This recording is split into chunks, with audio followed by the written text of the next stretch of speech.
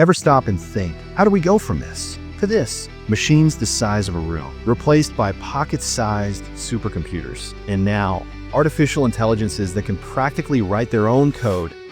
Seriously? Hey everyone, and welcome to the channel. I'm Legendary Anime Tales, and today we are diving headfirst into the absolutely mind-bending story of computing. Forget dry textbooks. We're talking about the epic saga of human ingenuity, the crazy leaps in technology, and the brilliant and sometimes eccentric minds that dragged us from clunky calculators to the very edge of artificial intelligence. Get ready, because this is going to be good. All right, so before the sparks of electricity lit up our circuits, how did humanity even tackle complex calculations? Imagine a world without calculators, without spreadsheets. Mind-blowing, right? Well, believe it or not, the dream of automating computation is centuries old. Fast forward to the 17th century and meet Blaise Pascal, a brilliant French mathematician. Tired of his dad's tedious tax calculations, talk about relatable, he invented the Pascaline, a mechanical calculator that could actually add and subtract. Think of it as the great-great-great-grandparent of your smartphone calculator. Then, in the 19th century, enter the visionary Charles Babbage. This eccentric English genius conceived of the analytical engine, a machine so ambitious, so ahead of its time. It was essentially a mechanical general-purpose computer. It had an arithmetic logic unit, control flow, and even memory. Sadly, the technology of the era couldn't quite catch up to his incredible vision, but Babbage planted the seed for the digital revolution we know today. Now, hold that thought about theoretical machines, because we're about to meet the absolute rock star of early computing, the one who truly bridged the gap between theory and reality, Alan Turing. Alan Turing wasn't just a mathematician. He was a code-breaking superhero during World War II. His work at Bletchley Park, cracking the Nazi Enigma code, is said to have shortened the war by years, a contribution of unimaginable importance. But his genius went far beyond wartime efforts. It was his theoretical work, specifically the concept of the Turing Machine, that fundamentally defined what a computer is and what it can do. Okay, Turing Machine might sound intimidating, but the core idea is surprisingly elegant. Imagine a simple machine with an infinitely long tape divided into squares. On each square, it can read a symbol, write a symbol, and move left or right along the tape, all based on a set of instructions, a program. These instructions, the step-by-step process to solve a problem, that's essentially what we call an algorithm. Turing proved that any problem that can be solved by a computational procedure can be solved by this theoretical machine. Think of it like a universal problem solver in principle. He basically laid down the fundamental blueprint for all the software that runs on your phone, your laptop, everything. Mind-blowing, right? This seemingly simple theoretical model is the very foundation upon which our entire digital world was built. Every app you use, every website you visit, every calculation your computer performs can be traced back to the principles Turing laid out. We're just getting started. We've only scratched the surface of a journey that took us from Babbage's analytical engine to the creation of the artificial intelligence we know today. Now I need to give shout out to other incredible early thinkers. Take Ada Lovelace, for example, a brilliant mathematician who worked with Charles Babbage. She's often considered the first computer programmer, recognizing the potential of Babbage's analytical engine to do more than just calculations, to compose music, for instance. Her notes on the machine included what's recognized as the first algorithm intended to be processed by a machine. Talk about a visionary. So, from mechanical marvels to the theoretical groundwork laid by giants like Turing and Lovelace, the stage was set. But the real revolution kicked into high gear with the arrival of electricity. Get ready, because next up, we're diving into the electrifying era of the first electronic computers. And trust me, things are about to get a whole lot faster and a whole lot bigger. All right, hold on to your hats, because the game is about to change drastically. Forget gears and levers. The world of computing was about to be electrified. We're entering the era of the electronic giants. Picture this. World War II is raging, and the need for rapid calculations for things like ballistics and codebreaking is critical. Enter ENJC, the electronic numerical integrator and computer. Unveiled in 1946, this behemoth was a sight to behold. It filled an entire room, weighed over 30 tons, and contained a staggering 17,000 plus vacuum tubes. Imagine the heat it generated.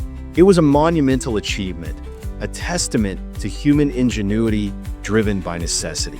Following ENIAC came UNIVAC, the Universal Automatic Computer. This machine marked a significant shift. While ENIAC was primarily for scientific and military calculations, UNIVAC was designed with commercial applications in mind. It even famously, and somewhat surprisingly accurately, predicted the outcome of the 1952 U.S. presidential election. This showed the world that computers weren't just for labs anymore. They had the potential to impact everyday life.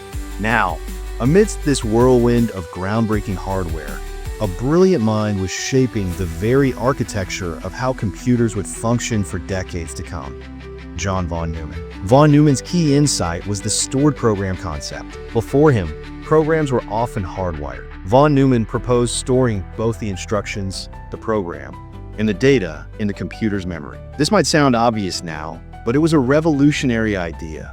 Think of it like this.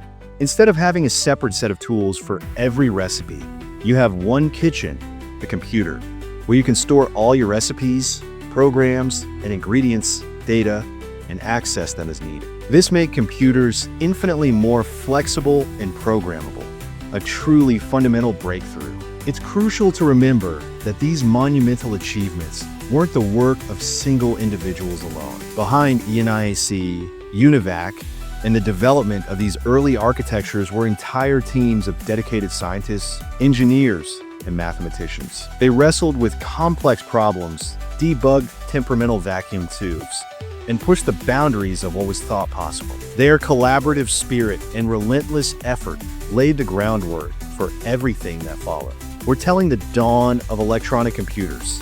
We've only scratched the surface of this extraordinary story that took us from Ada Lovelace algorithm to the von Neumann computer framework we are still studying in our university today. These electronic giants were incredible, but they had their drawbacks. They were huge, power-hungry, and prone to failure. Those vacuum tubes weren't the most reliable, but a new invention was on the horizon, a tiny component that would trigger another massive leap forward and shrink these room-sized behemoths.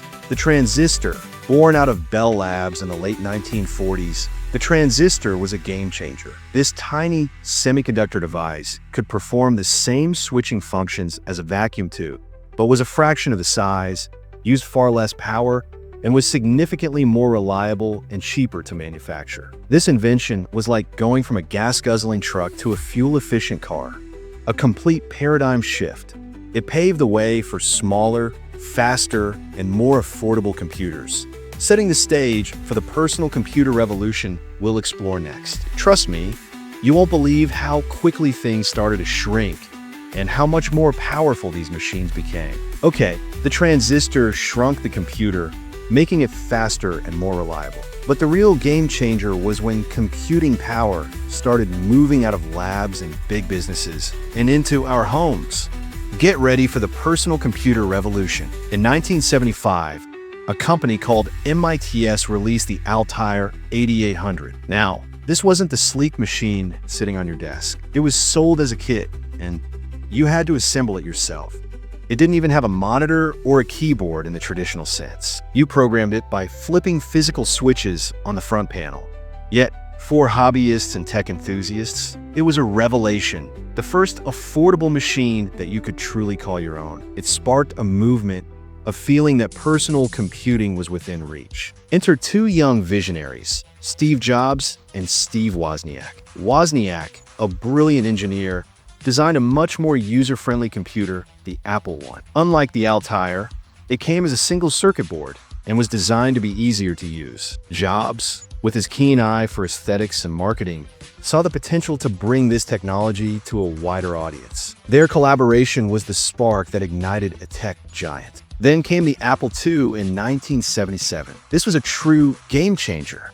It had color graphics, a built-in keyboard, and the option for a floppy disk drive for storage. It looked less like a science experiment and more like a product people could actually use. Suddenly, personal computers weren't just for hardcore hobbyists. They were finding their way into homes, schools, and small businesses. The idea of an app was still a ways off, but software like VisiCalc, the first spreadsheet program, showed the practical power these machines could offer. But hardware is only half the story. You need software to make these machines actually do things. Enter Bill Gates and Paul Allen, the founders of a small company called Microsoft. They recognized early on that the real value in personal computers would be in the software that ran on them. Their big break came when IBM, a giant in the mainframe world, decided to enter the personal computer market. IBM didn't want to build their own operating system from scratch, so they turned to Microsoft. The result was MS-DOS, Microsoft Disk Operating System. While not the most visually intuitive thing to use, hello, command line, MS-DOS became the dominant operating system for the IBM PC and its clones, essentially setting the standard for a generation of personal computers. This cemented Microsoft's crucial role in the PC revolution. They were providing the brains for the hardware. The rise of the personal computer wasn't just about new gadgets. It was a fundamental shift in how people interacted with technology and information. Suddenly, individuals had the power of computation at their fingertips. Students could learn in new ways. Small businesses could manage their finances more efficiently. And people could start creating and sharing information like never before. The PC democratized access to computing, empowering individuals, and laying the groundwork for the interconnected world we live in today. It was no longer just the realm of scientists and governments. The power was now in the hands of the people. But the personal computer was just the beginning. Imagine taking all these individual computers and connecting them together. That's exactly what happened next. And it unleashed a whole new level of transformative power. Get ready, because in the next section, we're diving into the incredible story of the birth of the internet and the dawn of the connected world. Imagine taking all those individual islands of computing power and building bridges between them. That's precisely what happened with the birth of the internet. A network of networks that would fundamentally reshape how we communicate, learn, and live. Get ready to witness the dawn of global connection. The seeds of the internet were sown in the late 1960s during the Cold War. The United States Department of Defense's Advanced Research Projects Agency, or ARPA, wanted to create a resilient and decentralized communication network that could withstand a potential attack. This led to the creation of ARPANET in 1969. Its initial purpose was to connect researchers at different universities, allowing them to share computing resources. Think of it as the very first digital handshake between distant machines.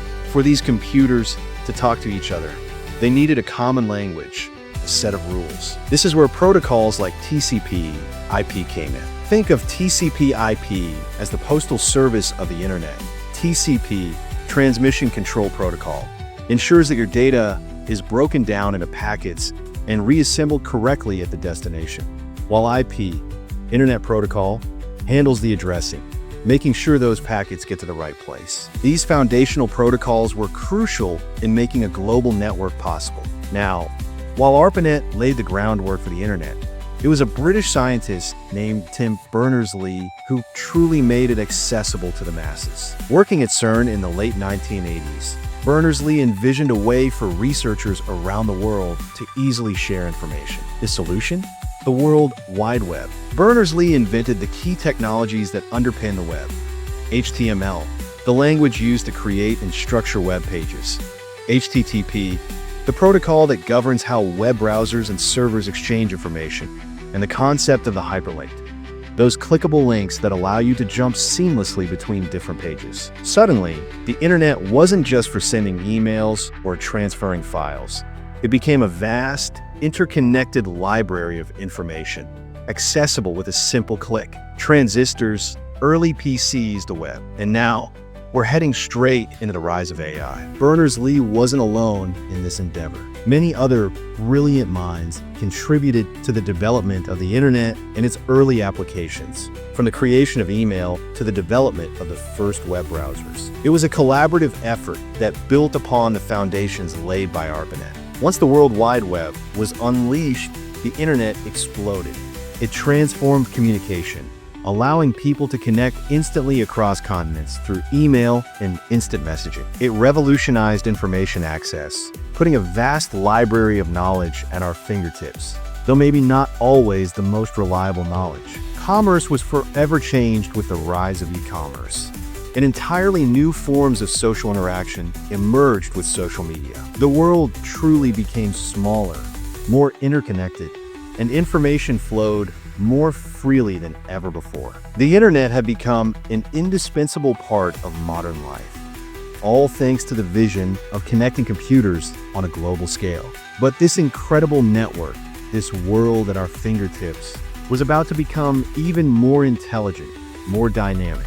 The next chapter in our story takes us into the fascinating realm of artificial intelligence, where machines are learning, adapting, and beginning to think for themselves. Prepare to have your mind blown, because the age of AI is upon us. So, we built machines that could calculate, store information, and connect the world. But could we make them think?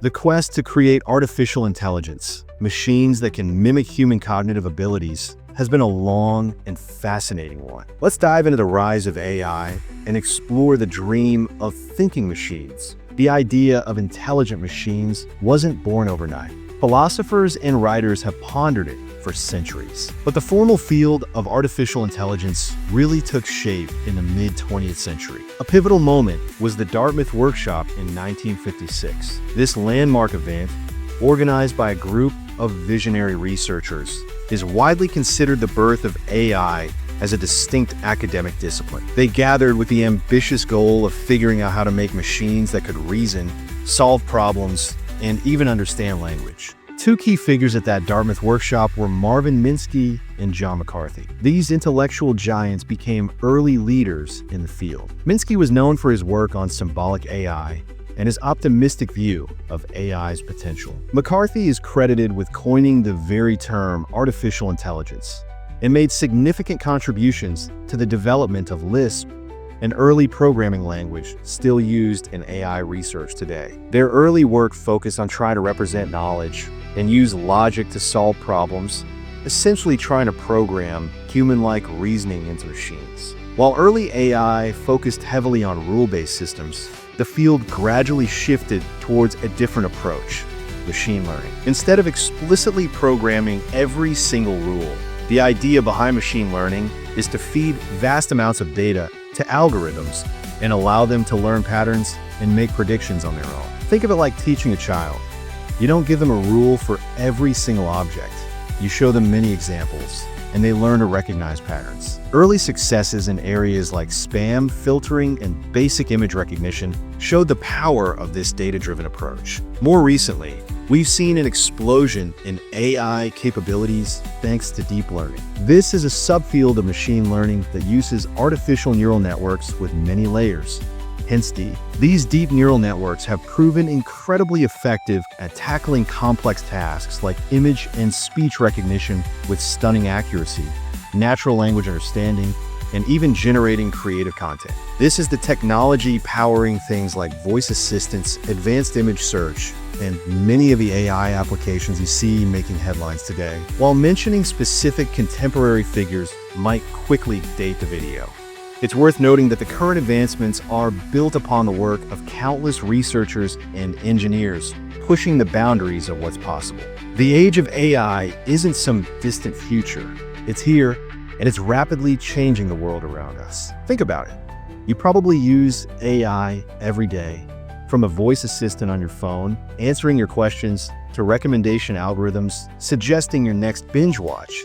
AI is already deeply integrated into our lives. We're seeing self-driving cars inching closer to reality, AI helping doctors diagnose diseases more accurately, and even AI algorithms powering sophisticated translation tools that break down language barriers. The applications are vast and constantly expanding. But what does the future hold?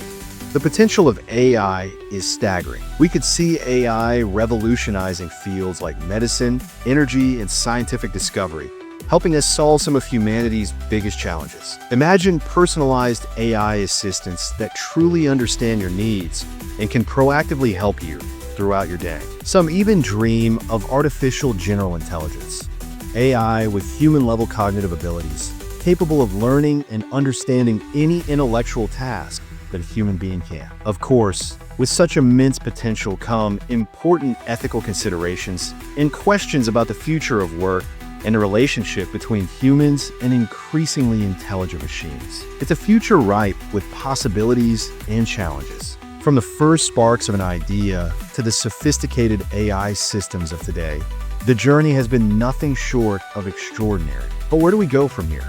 In our final section, we'll gaze into the crystal ball and explore the potential future of computing, where the lines between human and machine might become even more blurred. You won't want to miss what could be just around the corner. We've journeyed from mechanical gears to the cusp of artificial general intelligence. But the story of computing is far from over. In fact, we're standing at the edge of some truly mind-bending possibilities. Let's take a glimpse beyond the current limits and explore the potential future of this ever-evolving field. Imagine computers that don't rely on bits representing zeros and ones, but on qubits that can be both at the same time. Quantum computing promises to unlock computational power we can barely fathom today, potentially revolutionizing fields like medicine and material science. Think of it as going from a light switch, on or off, to a dimmer switch with infinite possibilities. What happens when we merge the power of computing with the intricacies of biology? Bioinformatics is doing just that, using computational tools to analyze biological data, understand diseases, and develop personalized medicine. Imagine computers designing new drugs or helping us decode the secrets of life itself. The lines between the physical and digital are blurring. Virtual reality, VR, immerses us in entirely simulated worlds, while augmented reality, AR, overlays digital information onto our real-world view. Imagine learning in a virtual classroom or having real-time information overlaid on your vision. The possibilities for entertainment, education, and productivity are immense. And finally, the holy grail of AI, artificial general intelligence, AGI. This is the hypothetical point where AI achieves human-level cognitive ability across a wide range of tasks. Imagine an AI that can learn, reason, and understand the world as well as we do. While still largely theoretical, the pursuit of AGI raises profound questions about our future. As we hurtle towards this increasingly digital future, we face some fundamental questions. What will be the nature of the human-machine relationship? Will AI become a seamless partner? Or will we face unforeseen challenges? The ethical implications of AI are enormous. How do we ensure fairness, prevent bias, and maintain control over increasingly intelligent systems? And let's not forget the technological hurdles that still lie ahead. From the immense computational power required for quantum computing and AGI to the energy consumption of massive AI models, there are significant challenges we need to overcome. The future of computing is not just about technological advancements. It's about navigating these complex ethical and societal landscapes. From the clunky calculations of gears to the boundless potential of artificial intelligence and beyond, the history of computing is a testament to our relentless curiosity and our drive to understand and shape the world around us. It's a story of constant innovation, of brilliant minds pushing the limits of what's possible. And as we stand on the cusp of even more transformative breakthroughs, one thing is certain: the digital revolution is far from over. The code we write today will shape the world of tomorrow, and the journey of computing, in all its insane and incredible glory, will continue to redefine what it means to be human in an increasingly digital age. Think about that. From gears and circuits to artificial minds and quantum dreams. If you've journeyed with us through all 4 episodes, thank you. You're officially part of the legend. But this is just the beginning. Subscribe to keep exploring the frontiers of tech, and drop a comment. What do you think the future holds? AI, quantum consciousness, or something we can't even imagine? Let's build the next story together.